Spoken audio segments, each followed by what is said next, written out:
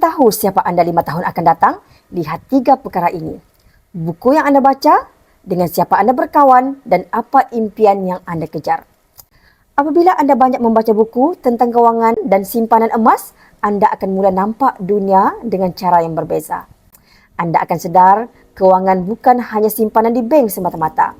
Bila anda berkawan dengan orang yang bijak urus duit, disiplin menyimpan emas setiap bulan, anda akan terinspirasi untuk membuat perkara yang sama.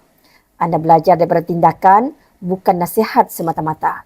Dan jika impian anda besar untuk capai financial freedom, untuk bantu ibu bapa, untuk hidup tanpa beban hutang, anda akan pilih jalan yang selamat dan stabil yang mana anda akan membina aset bukan liability. Sebab itulah simpan emas bukan sekadar simpanan tetapi salah satu cara hidup yang berdisiplin dan berprinsip. Buku, kawan dan impian. Ini bukan ramalan tetapi jalan yang menentukan siapa anda 5 tahun yang akan datang. Semoga perkongsian saya bermanfaat. Boleh follow saya untuk info lebih lanjut tentang emas.